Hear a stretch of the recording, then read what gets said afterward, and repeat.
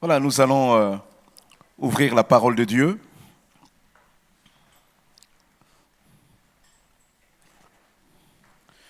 Je vous laisse déjà prendre, ouvrir déjà votre Bible en Acte 4, 29. Acte 4, 29.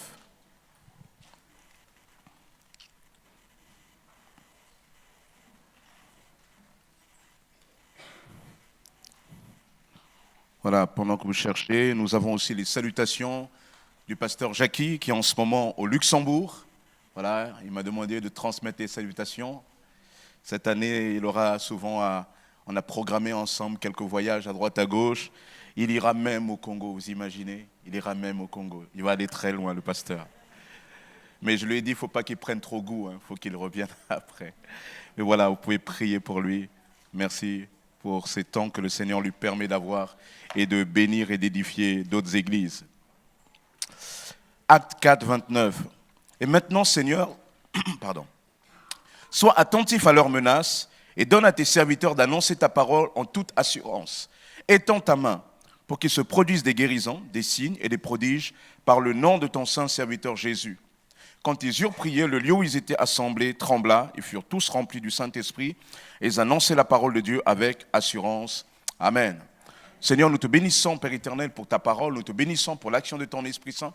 Seigneur, nous croyons que tu es là déjà présent au milieu de nous. Nous croyons que tu es là par ton esprit prêt à agir encore d'une manière particulière dans les cœurs. Seigneur, je confesse, Père éternel, des paroles de révélation. Je confesse des paroles de connaissance. Je confesse des paroles de guérison. Je confesse des paroles de proclamation du changement dans les vies. Parce que toi, tu es le Dieu grand et tout-puissant. Nul n'est semblable à toi. Seigneur, ta parole n'est pas comme la parole des hommes. Nous parlons et souvent nos paroles ne produisent rien. Mais toi, quand tu dis, la Bible dit que ta parole ne retourne pas à toi sans avoir produit son effet. Alors Seigneur, notre prière ce matin, c'est que ta parole ne retourne pas à toi sans avoir produit ton effet. Nous croyons en la puissance de ta parole. Amen. Amen. Alors que l'Église formule des projets, vous savez que je vous ai partagé il y a quelques mois de cela déjà ce que le Seigneur a mis sur mon cœur, un projet de croissance pour l'Église, un projet ambitieux, un projet pour toucher Argenteuil et les environs. Et je vous parlais d'atteindre au moins 10% de notre environnement. Et quand on voit que l'Église, la ville d'Argenteuil, c'est à peu près 110 000 habitants, l'idée, ce serait que Dieu nous permette de toucher pour notre génération plus de 10 000 personnes. C'est un peu fou, n'est-ce pas? Mais on est des fous ce matin. Si quelqu'un vient ici pour la première fois, dites-lui qu'on est des fous. Non, en Jésus. Voilà, on a des projets comme ça. On a des projets concernant les locaux. Nous avons besoin de ces locaux qui permettent de rendre l'Église un peu plus visible par rapport à la ville, de pouvoir mener des projets à l'intérieur de la ville, des projets sociaux, etc., etc. On a vraiment envie de voir Dieu se manifester puissamment. Et lorsque je réfléchissais à ça, lorsque je méditais là-dessus, chaque fois ça tourne dans ma tête. Et je dis, mais Seigneur, voilà, comment le faire? Comment atteindre cela? Et il y a une chose qui revient tout le temps, c'est que Dieu nous demande de mettre la prière un peu plus au cœur de notre action. La prière au cœur de notre action. La Bible enseigne que la prière fait tout. Je vous ai déjà parlé de la prière il y a quelques mois, mais je reviens dessus parce qu'on va s'inscrire dans la continuité de ce que nous avions dit et plus que dans la continuité, dans l'action maintenant. Mettre la prière au cœur de notre action. Et c'est la condition, et c'est ainsi que Dieu nous permettra de vivre des temps de rafraîchissement. Lorsque je partageais cela il y a 2 semaines avec le pasteur Jackie, lui aussi me partageait avoir reçu cette pensée de l'Esprit où Dieu veut communiquer à l'Église des temps de rafraîchissement. Amen. Des temps de rafraîchissement, des temps de visitation de l'Esprit. Et lorsque le Saint-Esprit visite, lorsque la présence de Dieu est là, la Bible dit autrement, lorsque la gloire de Dieu se manifeste, il y a des miracles, il y a des signes, il y a des guérisons, il y a des prodiges, il y a des conversions, il y a des changements de cœur, il y a des restaurations dans les relations. Lorsque le Saint-Esprit fait cela, lorsque la présence de Dieu se manifeste, nous pouvons voir cela. Parler de la prière, c'est parler des choses qu'on a toujours enseignées dans l'Église, n'est-ce pas?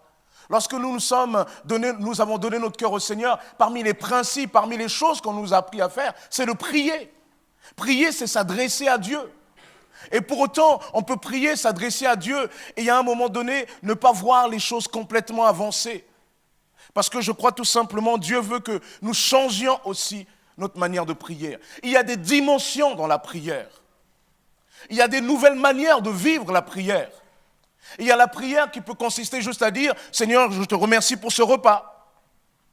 Et il y a la prière qui peut consister à dire, Seigneur, je te demande de me donner cet emploi. Mais il y a aussi la prière qui consiste à dire, Seigneur, je veux que tu changes complètement ma destinée. Je veux que tu changes complètement mon cœur. Je veux que tu bouleverses ma vie. Je veux être vraiment un outil entre tes mains. Et cette prière-là, elle est différente de la prière que nous faisons devant le repas. Nous avons besoin de changer notre manière de prier. On prête à Albert Einstein cette pensée. Il disait, la folie, c'est de faire toujours la même chose et de s'attendre à un résultat différent. Vous avez compris?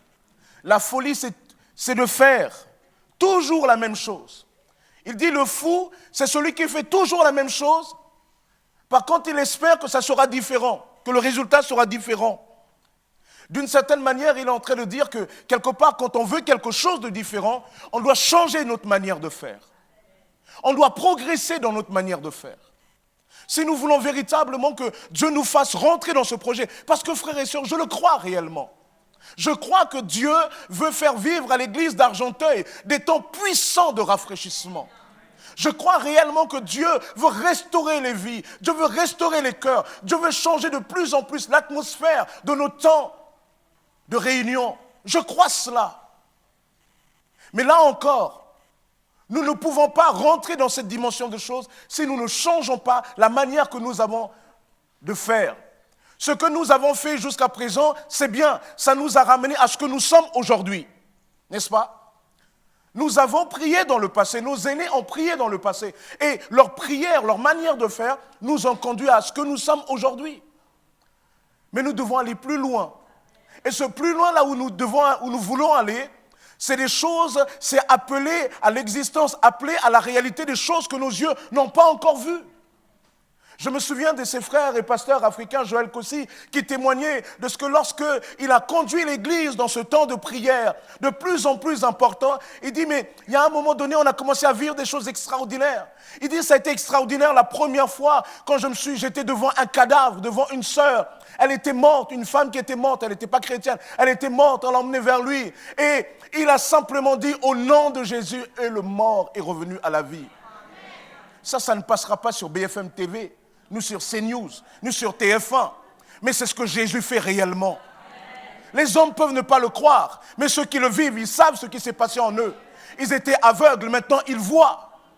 Et il dit, parce que nous sommes rentrés dans cette dimension de la prière. Nous ne pouvons pas obtenir de tels résultats. Nous ne pouvons pas vouloir atteindre 10% de la ville si nous ne changeons pas notre manière de faire. Sachez que c'est une pensée qui peut s'appliquer de manière individuelle. Peut-être dans ta vie personnelle, tu dis, mais moi, j'aimerais vraiment que Dieu m'aide à faire de grandes choses, mais tu dois changer ta manière de faire. Tu ne peux pas rentrer dans dans une nouvelle dimension de choses si chaque fois que tu te lèves, tu te mets devant la télé et tu attends et tu regardes ton film et tu regardes ton feuilleton et tu dis, Seigneur, il faut que tu changes les choses. Non, Dieu te dit, c'est toi qui peux le changer. Il faut que déjà tu arrêtes la télé. Que tu arrêtes la télé, tu le repousses à un autre moment parce que Dieu te fixe un rendez-vous. Dieu a donné des promesses pour toi à un carrefour. Et ce carrefour s'appelle la prière persévérante. De manière individuelle. Toutefois, lorsqu'on nous étudions l'histoire des grands projets ou des hommes, des femmes qui ont changé le monde, à un moment donné, ces personnes-là ont compris qu'il fallait qu'ils changent leurs habitudes. On raconte l'histoire de cette femme qui était SDF, mais qui a commencé à persévérer, qui ne s'est pas découragée. Elle allait assister à des cours à l'université, des cours libres. Elle n'avait pas les moyens, mais elle assistait à ces cours libres. Elle ne comprenait pas ce que disaient ces gens. Mais elle revenait à chaque cours. Et chaque fois qu'elle revenait, elle comprenait de mieux en mieux. Et elle a commencé à passer ses diplômes. Et Dieu a permis que cette femme, elle prospère. On ne peut pas vouloir quelque chose de différent si on ne change pas notre manière de faire. Le fou, la folie, c'est de faire toujours la même chose et de s'attendre à un résultat différent. À quoi tu aspires et qu'est-ce que tu fais pour rentrer dans cette dimension des choses? Il faut toujours commencer par changer quelque chose. Il faut que quelque chose change en toi. La Bible dit que Dieu a tout accompli, mais il faut que quelque chose change en toi. Il faut que quelque chose change en nous pour entrer dans cette dimension de choses. Et le Seigneur me montrait, mets encore plus de prière. Il y a des fois, je dis, mon Seigneur, j'ai quand même, on a des temps de prière, les mardis où on a laissé plus d'espace, on a des soirées ciel ouvert. Là maintenant, on a mis en place l'équipe d'intercession, ça y est, ça a commencé. Hier, on a eu une autre réunion pour organiser cela. On a planifié, on a mis des calendriers. On a démarré dès ce matin. Ce matin, il y avait 7 personnes qui vont chaque dimanche dorénavant tourner pour que le matin, pour que nos cultes soient complètement changés. Mais Dieu me disait, il faut encore aller plus loin. Il faut aller encore plus loin. Il faut sortir de notre zone de confort. Il faut sortir de nos habitudes. Et je ne suis pas en train de dire ici que ce que nous faisions jusqu'à présent était mauvaise. Mais nous devons aller plus loin encore. Et lorsque nous décidons d'aller plus loin, lorsque nous voulons plus, alors Dieu dit, il faut que tu changes un peu plus ta manière de faire. Combien de temps pries-tu? Si tu priais 1 minute, il faut que ça passe à 5. Si tu étais à 5, il faut que ça passe à 10. Si tu étais à 10, il faut que ça passe à 20. Parce que plus tu vas persévérer dans la prière, plus tu vas commencer à avoir une nouvelle dimension de choses. Et vous savez, lorsque nous sommes dans la prière, lorsque Dieu nous fait persévérer dans la prière, Dieu change notre regard. Le pessimiste, en général, c'est celui qui ne prie pas. Le pessimiste ne peut pas être une personne qui prie. Parce que lorsque vous priez, Dieu vous plonge dans sa présence, Dieu vous rejoint. Et dans sa présence, il vous montre comme il voit. Et comme il voit, c'est extraordinaire. Et ainsi, vous commencez à aspirer à ce qui est grand. Il faut sortir de cette zone de confort. Il faut changer, il faut faire les choses différemment. Il faut encore aller plus loin. Église d'Argenteuil, est-ce que vous voulez aller plus loin? Est-ce que vous voulez aller plus loin? Faites attention. Parce que quand vous dites, vous savez, c'est comme sur cette porte, dans ce dessin que j'avais lu il y a très longtemps, avec écrit sur la porte, réunion de prière, danger d'exaucement. Parce que quand vous aspirez à ces choses-là, lorsque vous demandez ces choses-là, Dieu, il voit. Dieu, il voit. Et moi, le Seigneur me parle comme ça parce qu'il sait mon cœur. J'ai dit à Dieu un jour, je dis, Seigneur, je ne comprends pas. La Bible dit que tout est possible à celui qui croit. La Bible dit que tu m'aimes. La Bible dit que tu as tout accompli. La Bible dit qu'il suffit de demander. La Bible dit telle et telle chose. Mais pourquoi il y a telle et telle chose qui ne va pas? Pourquoi je ne reçois pas ceci? Pourquoi je ne reçois pas cela? Et Dieu me fait comprendre, non, ça dépend. C'est comment toi tu appréhendes ces choses. Comment tu vis ces choses. Comment tu les cherches. Vous savez bien que la nature nous apprend que ce qui est le plus précieux met souvent du temps. Il faut aller le chercher. Le diamant, ça ne se trouve pas comme ça. Sinon, ça ne serait plus du diamant. Si on pouvait trouver le diamant comme on trouve des pommes sur un arbre, le diamant n'aurait plus rien de précieux. Le cours du diamant tomberait. Mais le diamant a ceci de précieux, non pas simplement dans la nature de l'objet, mais le diamant a aussi quelque chose de précieux parce qu'on ne le trouve pas partout. C'est du carbone qui a été comprimé dans le temps, qui a été chauffé, qui dans des milliers d'années a donné cette chose-là qu'on appelle le diamant. Et pour l'avoir, il faut creuser. Il y a certaines choses que Dieu peut donner comme ça, mais il y a d'autres choses que Dieu a prévu de nous donner autrement. Et c'est ce que nous allons voir. Et maintenant, Seigneur, sois attentif à leurs menaces. Donne à tes serviteurs d'annoncer ta parole en toute assurance. Étends ta main pour qu'il se produise des guérisons, des signes et des prodiges par le nom de ton saint serviteur Jésus. Quand ils eurent prié, le lieu où ils étaient assemblés trembla. Ils furent tous remplis du Saint-Esprit. Moi, j'aime ce texte parce que ça nous montre la particularité de l'Église primitive. L'Église primitive, l'Église des premiers temps, c'est une Église où des hommes, des femmes, lorsqu'ils priaient, ils savaient que Dieu allait intervenir. Pierre et Jean ont été menacés quant à l'annonce de Jésus. On leur a interdit d'annoncer Jésus. Ils ont été traînés devant les tribunaux. Ils savaient, le Seigneur l'avait déjà annoncé. Après, on va les libérer et ils vont se rendre vers les leurs. Ils ne vont pas se plaindre. Ils vont dire simplement, regardez ce qui nous est arrivé. Alors, ils vont se mettre à prier. Et il est dit, quand ils prient, ils ne disent pas, Seigneur, tu vois, c'est dur. Non, il dit, Seigneur, donne-nous plus. Et quand ils eurent prié, le lieu où ils étaient assemblés trembla, ils furent tous remplis du Saint-Esprit et ils annonçaient la parole avec assurance. L'église primitive, une église dont la particularité était une forte action de l'Esprit au sein de son peuple, se manifestant par des guérisons, des signes, des prodiges, un accompagnement de puissance dans l'annonce de l'Évangile et des cœurs convaincus de leurs péchés et une grande croissance de l'Église. Aujourd'hui, lorsqu'on étudie certaines croissances d'Église, on se rend compte que leur croissance est souvent due tout simplement à la prière. Un frère, ce pasteur, d'ailleurs Joël Kossi, il disait, dans l'église, il est du Togo, Lomé, il disait, mais quand il avait démarré, il était pasteur d'une église de plus de 1500. Et il y a un moment donné, ils n'étaient pas 1500, ils étaient jusque 200. Et il disait, on a commencé à demander à Dieu vraiment la croissance. Avec son collègue, le pasteur, et ce pasteur lui dit, oui, mais on demande ça, il dit, mais comment on fait? Et là, il a eu à cœur, il a dit, on va simplement prier. On va commencer déjà à prier. Que vous ne le croyez ou pas, en l'espace de 1 an, l'église est passée de 200 à 1500. La prière est une puissance. La prière produit des choses dans l'invisible que nos yeux ne peuvent pas voir et notre esprit ne peut pas comprendre. La prière fait que lorsque vous vous mettez à prier, là où il y avait des difficultés dans les relations, parce que la prière est une puissance. Et l'église primitive vivait des choses fortes parce que c'était une église de la prière. Et lorsque Dieu se manifeste ainsi, Jésus va dire dans l'évangile de Jean au chapitre 1 vers la fin que c'est le signe, c'est la caractéristique d'un ciel ouvert. Jean 1, 49. Nathanaël reprit, Rabbi, tu es le Fils de Dieu, toi tu es le roi d'Israël. Jésus lui répondit, parce que je t'ai dit que je t'ai vu sous le figuier, tu crois? Tu verras de plus grandes choses que celles-ci. En vérité, je vous le dis, vous verrez le ciel ouvert et les anges de Dieu monter et descendre sur le Fils de l'homme. Vous verrez le ciel ouvert.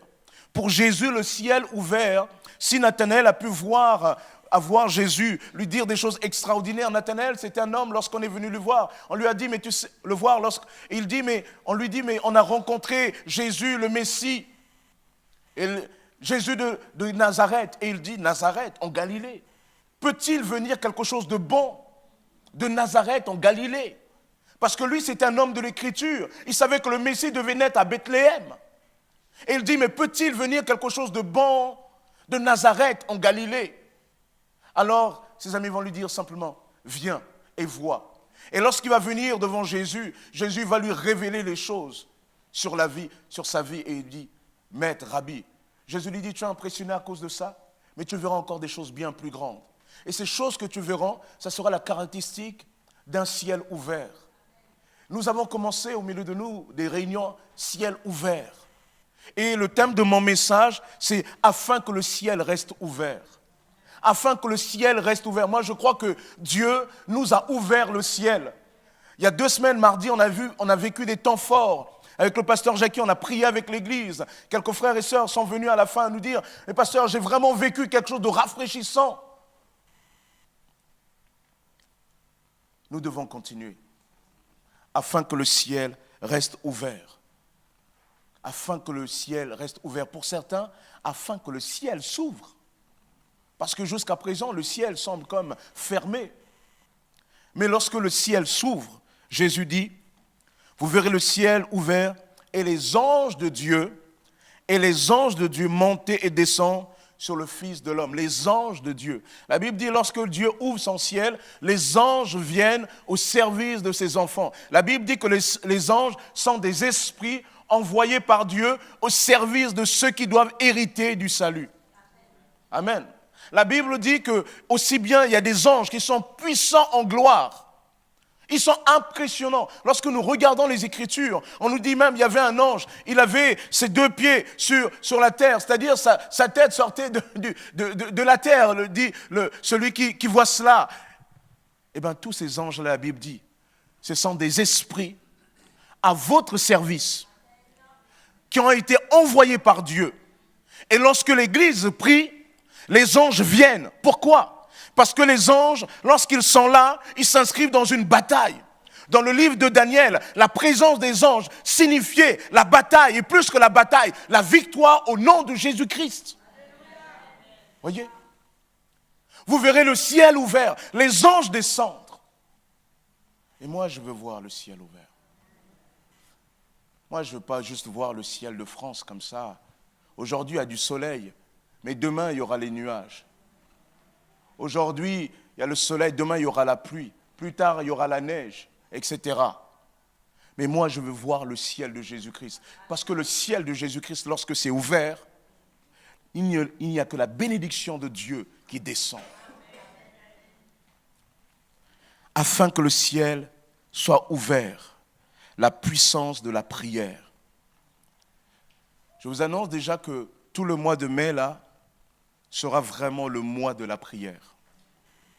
On a 2 soirées ciel ouvert au mois de mai. On va vraiment passer du temps à prier. Mais plus que cela, on va avoir aussi toute une chaîne de prière tout le mois de mai. On va voir comment organiser ça avec la louange, mais voilà, l'idée c'est vraiment d'avoir chaque jour, tout le mois de mai, une chaîne de prière. Une chaîne de prière afin que le ciel reste ouvert.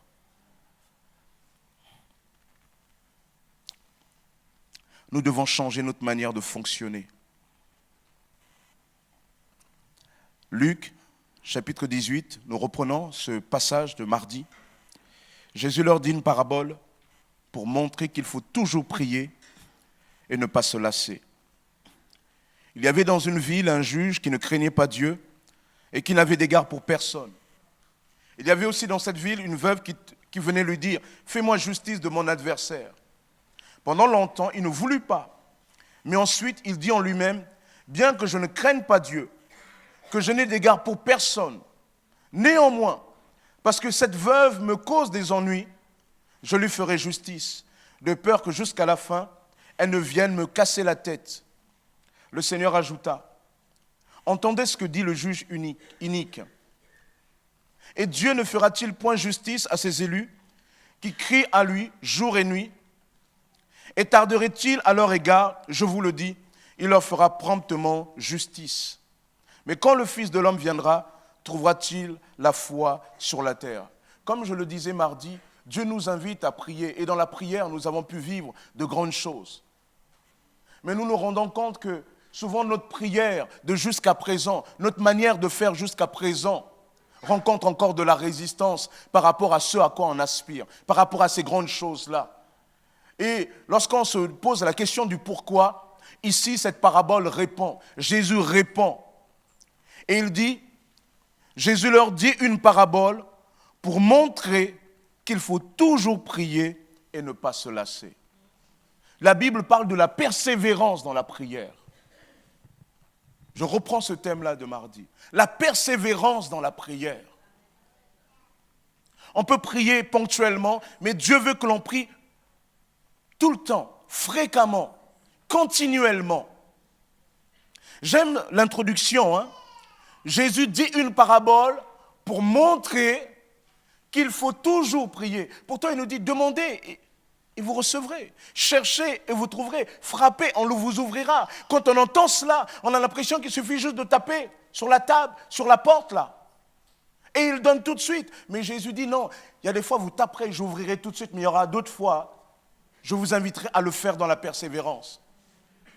Ça ne veut pas dire, lorsque tu demandes de grandes choses à Dieu, ça ne veut pas dire que Dieu ne veut pas te les donner. Mais Dieu les a mis au carrefour de la persévérance. Et au carrefour de la persévérance, il faut que tu prennes ta voiture, il faut que tu mettes de l'essence spirituelle et que tu ailles à ce carrefour-là. Parce que dans ce carrefour-là, Dieu a prévu des choses pour toi. Et si tu ne persévères pas, si tu ne vas pas dans ce carrefour de la persévérance, alors tu seras spectateur de la grâce que Dieu accorde à ceux qui ont pris leur voiture pour aller chercher. Or, Dieu ne veut pas que tu sois frustré. C'est pour cela que Jésus, quand il dit « priez afin que votre joie soit parfaite », parce que lorsqu'on ne prie pas, et plus exactement, lorsque l'on prie et qu'on ne reçoit pas, notre joie n'est pas parfaite. Ça veut dire que la manière de prier impacte sur notre santé intérieure, sur notre joie intérieure. Jésus dit, priez et vous recevrez. Pourquoi? Parce que je veux que votre joie soit parfaite. Mais lorsque nous ne persévérons pas, nous ne recevons pas, alors nous devenons des chrétiens, des chrétiennes frustrés. Et nous voyons Dieu agir chez les autres. Et nous commençons même à douter que Dieu nous aime, nous, que Dieu nous veut du bien à nous. Alors que le problème n'est pas Dieu, le problème est nous. Il y a un moment donné, il faut chercher. On ne peut pas se reposer sur la prière des autres. On ne peut pas toujours dire aux autres, frère, il faut que tu pries pour moi parce que frère, quand tu pries, ou ma soeur, quand tu pries, il faut que toi tu découvres pourquoi quand eux ils prient, il se passe quelque chose. Parce que Dieu, voici un principe de la nouvelle alliance, c'est qu'il n'y aura plus de sacrificateur unique. Il n'y aura plus qu'un seul lévite, ou un seul souverain sacrificateur, ou bien un groupe de lévites, une tribu consacrée. Mais tous les peuples, toute la maison de Dieu, vos jeunes gens, vos filles, vos vieillards, les serviteurs, les servants, tous ceux-là, ils seront des prophètes. C'est ce que Moïse avait prophétisé. Or, nous avons toujours tendance à remettre notre vie spirituelle entre la main des autres, même entre la main du pasteur. Le pasteur n'est pas Dieu. Le pasteur n'a pas quelque chose que tu ne puisses pas recevoir.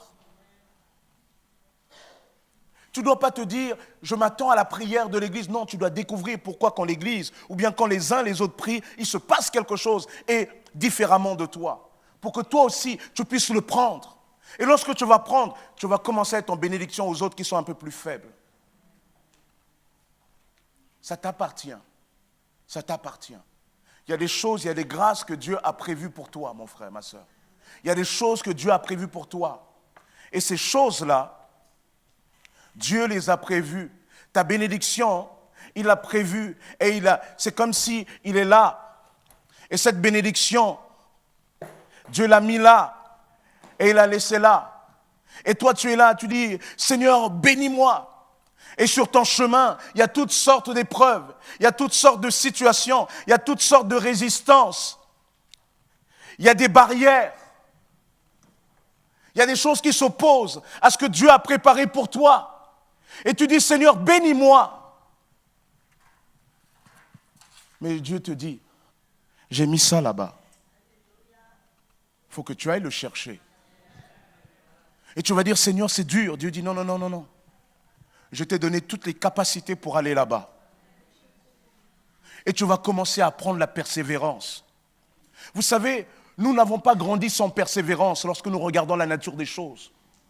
Lorsque nous avons appris à marcher, quelqu'un nous a tenus comme ça, n'est-ce pas? On nous a pris par les mains, et on avait un peu peur de lâcher, et on nous tenait. Et il y a des fois, on est tombé, mais on s'est relevé. J'aime toujours bizarre quand un enfant se relève. Vous savez, ils sont tout petits. Quand ils se lèvent tous tout pliés comme ça, alors que quand tu vieillis un peu comme moi, tu te rends compte que tu ne peux plus faire les mêmes choses. Vous voyez? Mais ils se lèvent là, ils vont là, là, là, là. Après, ils sont là, hop, hop, hop, hop. Et après, ils se tiennent. Et après, on commence à les tenir et ils avancent. Ils avancent. Je le vois parce que hier, j'étais avec ma petite nièce et elle apprend à marcher. Et donc, elle était là et elle avance. Et j'aime bien les enfants, quand ils marchent, ils sont un peu en voie de recherche du centre de gravité. Il y a des fois, c'est le ventre qui permet de mettre la gravité, et il y a des fois, c'est les fesses, etc. Mais il y a un moment donné, ils trouvent, et ils commencent au lieu de se décourager, ils avancent. Ils comprennent qu'il faut avancer doucement. Ils comprennent qu'il faut aller avancer doucement. Qu'ils n'ont pas besoin de faire comme nous. Et il y a un moment donné, plus ils vont avancer, ils vont commencer à se lever. Et la fois d'après, vous commencez à les voir. Ils commencent à visiter toute la maison. C'est là qu'on regrette un peu qu'ils marchent. Ils commencent à visiter toute la maison. C'est là que les meubles qui étaient bien gardés jusqu'à présent, il faut un peu plus les attacher ou les mettre plus haut. Ils commencent à pousser. Et là où ils ne pouvaient pas aller, ils commencent à y venir. Parce qu'ils ont persévéré. Dieu a mis en toi la capacité de la persévérance. Tu ne dois pas te décourager. Ce que le frère ou la sœur a fait, Dieu peut le faire avec toi. La persévérance.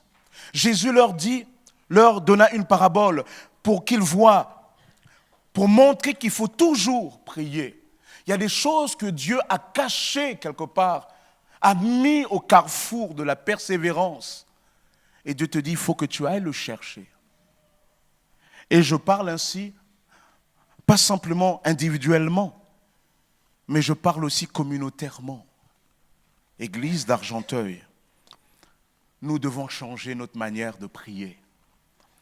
Nous devons mettre plus de temps. Nous devons mettre plus de persévérance. Et moi, je crois que quand ces choses-là vont se faire, j'entends par temps de rafraîchissement des guérisons de Dieu s'opérer. Ces personnes dont on disait, mais on ne comprend pas, qu'est-ce qui se passe dans leur tête? Est-ce que c'est de la dépression? Tout d'un coup, esprit de dépression parti. Parce que lorsque l'Église persévère, il se passe quelque chose. Je vois ces femmes qui ne pouvaient pas enfanter, commencer à avoir des jumeaux, des triplés, des quadruplés. Et oui, vous savez, lorsque vous croyez en quelque chose, vous commencez à le visualiser dans votre tête. Vous commencez déjà à le proposer au Seigneur. Vous commencez déjà à le confesser dans l'invisible. Vous commencez à déjà le prendre dans l'invisible. Et vous commencez déjà à le proclamer dans le visible. Je crois cela. Je crois cela. Jésus leur dit une parabole pour montrer qu'il faut toujours persévérer. La persévérance est le moyen que Dieu a choisi pour nous apprendre à chercher des choses plus précieuses. Ah, il faut des efforts. Hein. Rien n'est simple. Hein. Il faut des efforts. Ça me rappelle... Bon, bref, non, c'est pas bien. Allons-y. Non, mais c'est vrai que ça me rappelle quand même quand je suis tombé amoureux de ma femme. Il y a des choses qu'on aimerait tellement que ça soit plus simple, qu'elle comprenne que je l'aime et on y va, quoi. Mais là, là, il faut dire. Tu sais, heureusement qu'en tant que chrétien, on a un peu des choses qu'on peut chercher. On a des routes de secours, on va dire, tu sais, le Seigneur m'a montré que...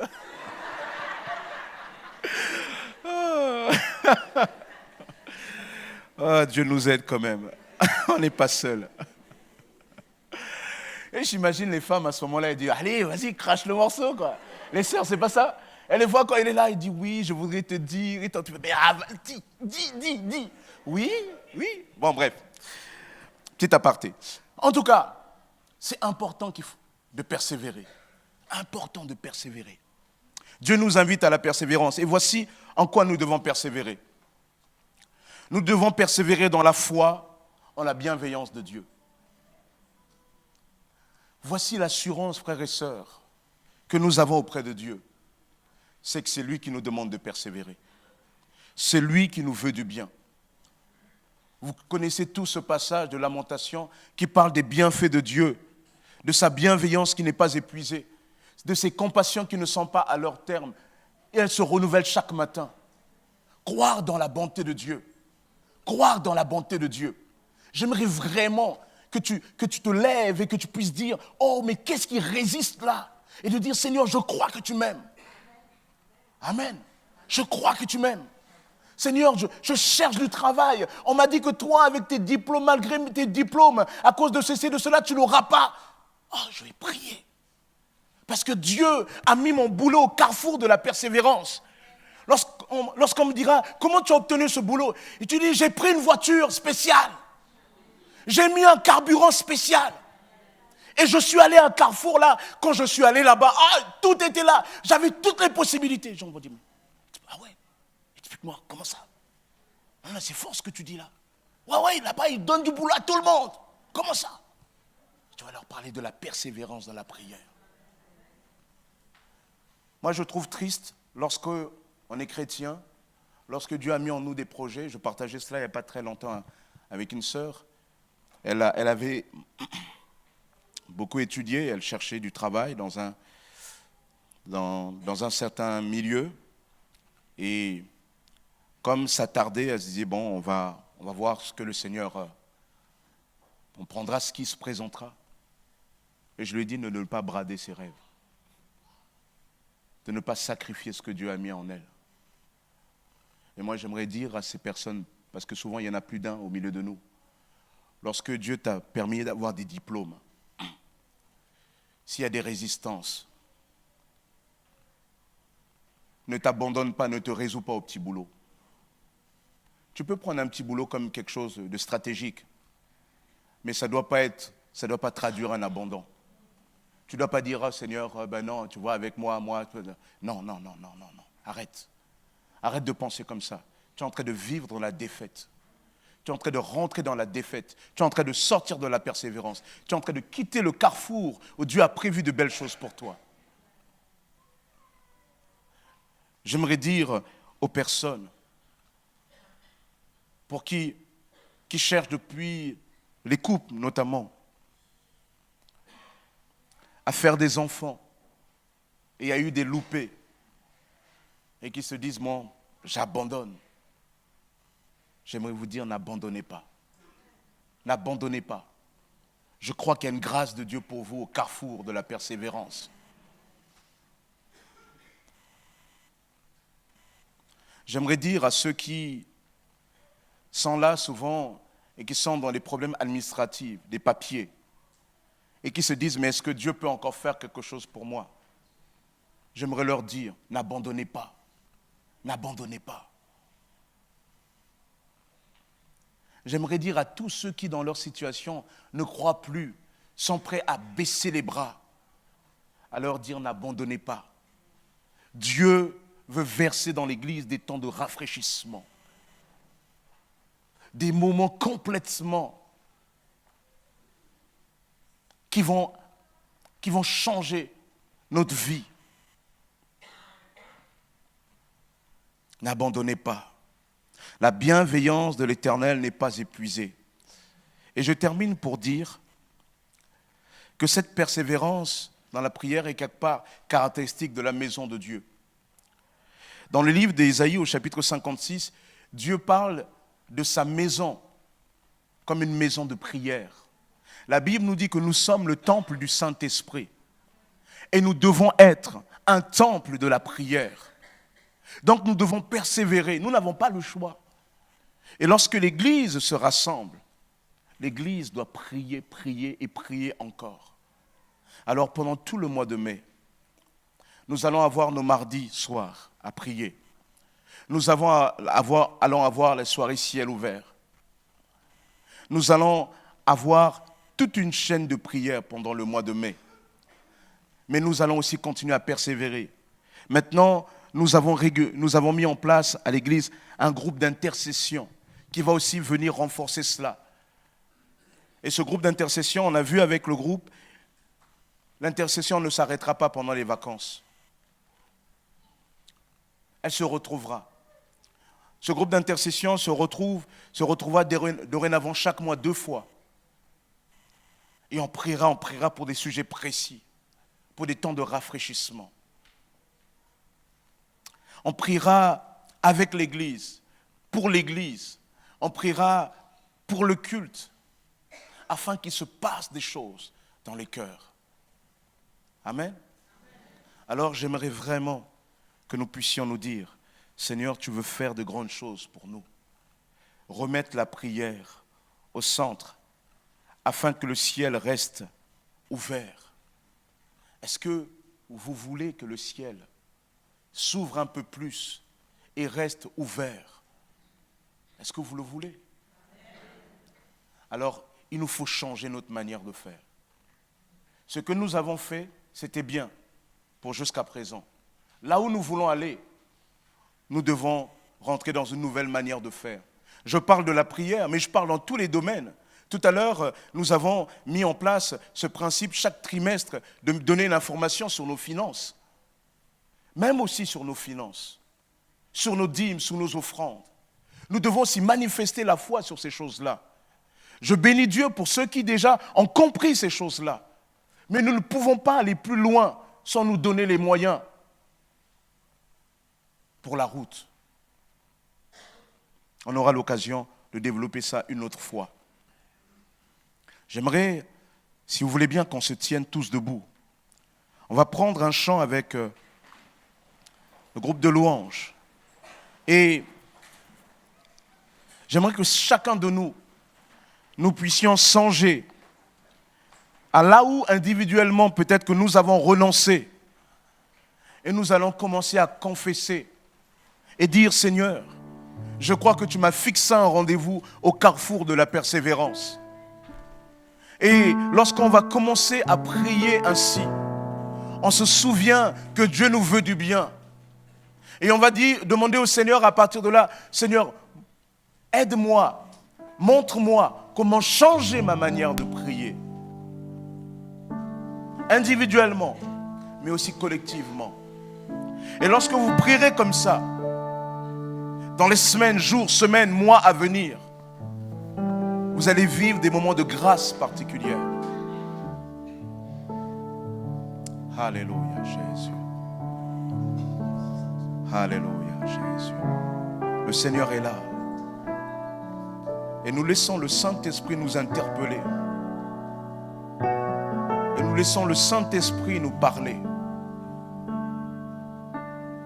Et nous laissons le Saint-Esprit nous dire qu'il est capable. Nous avons la tête courbée et le groupe de louanges va prendre ce chant. Et pendant ce chant, nous allons bien penser à ces paroles, ce que ça doit vouloir dire pour notre vie. Nous n'allons pas chanter avec eux, mais nous allons voir en quoi ces paroles doivent prendre sens dans nos propres vies. Après, nous le dirons nous aussi. Nous le confesserons nous aussi. Alléluia, Jésus.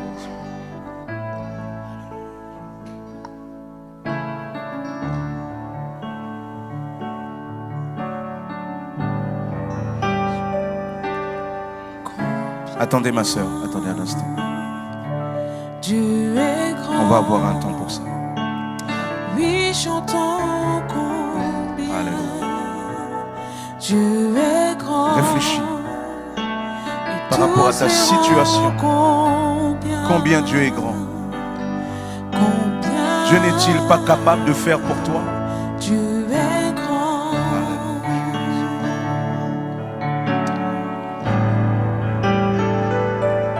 Combien Dieu est grand. Confessons au Seigneur. Oui, chantons combien. Seigneur, je crois que tu as mis des choses. Tu as mis tes promesses au carrefour de la persévérance dans la prière. Alors Seigneur, je veux persévérer dans la prière pour rentrer dans ce que tu as prévu pour moi. Oh Seigneur, gloire à toi, Jésus. Alléluia, Jésus.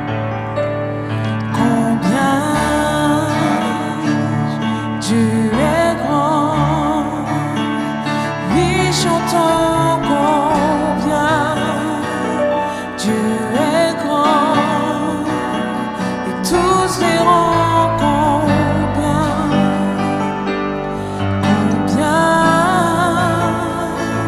Dieu est grand.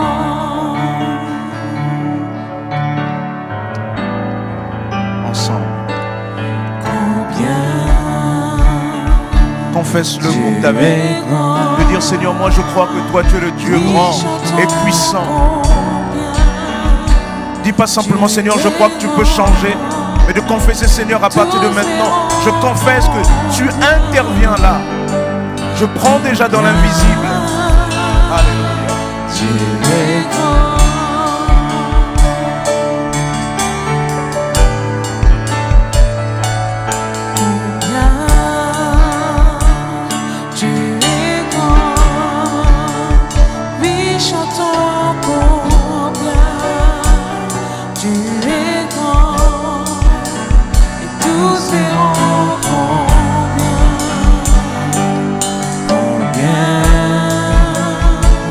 Dieu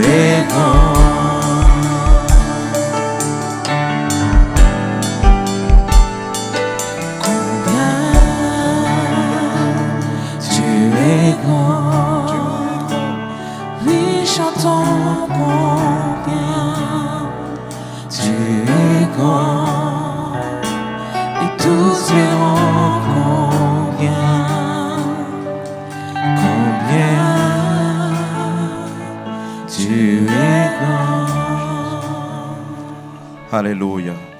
Nous voulons être aussi attentifs. Nous voulons garder ce temps de recueillement.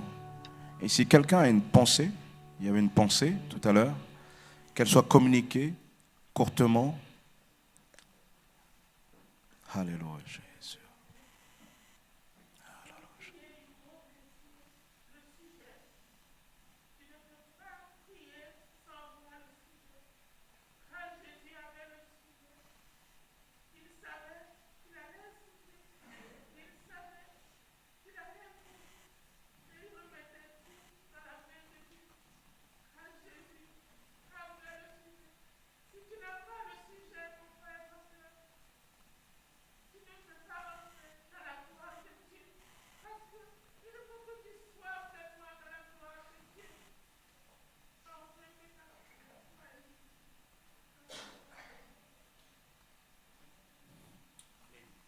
Gloire à toi, Jésus.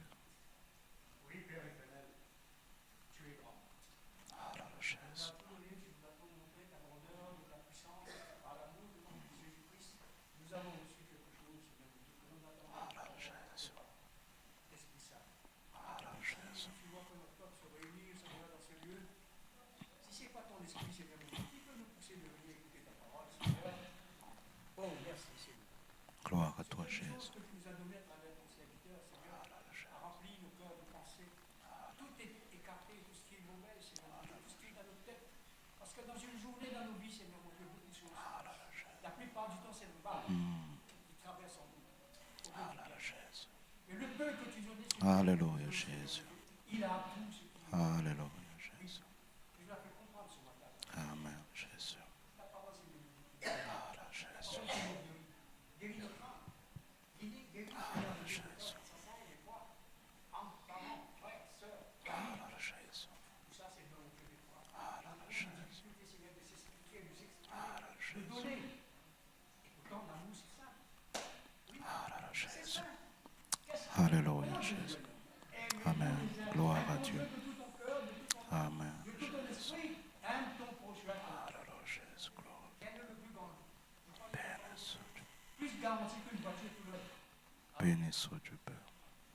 Tout a été donné. Béni soit Dieu, Père. Alléluia, Jésus. Gloire à toi. Alléluia. Ce que j'aimerais vraiment que on puisse dire ensemble au Seigneur, comme de prier ensemble, comme une seule prière par rapport à ce message. Une manière de dire à Dieu, Seigneur, voilà, nous nous mettons en route pour cela.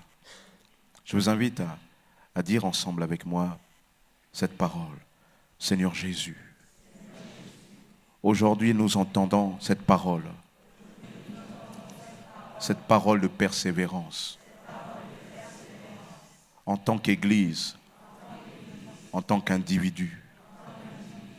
Seigneur, aide-moi personnellement à changer les choses dans ma vie afin que j'aille au carrefour de la persévérance et prendre ce que tu as préparé pour moi. Fais-le, Seigneur, pour moi. Et je veux que tu le fasses aussi pour mon Église. Nous voulons être différents, Seigneur. À partir de maintenant, nous nous attendons particulièrement à toi. Plus que jamais auparavant. Amen. Alléluia, Jésus. Amen. Prenez place. Amen. Voilà, c'est important de garder ces choses à l'esprit.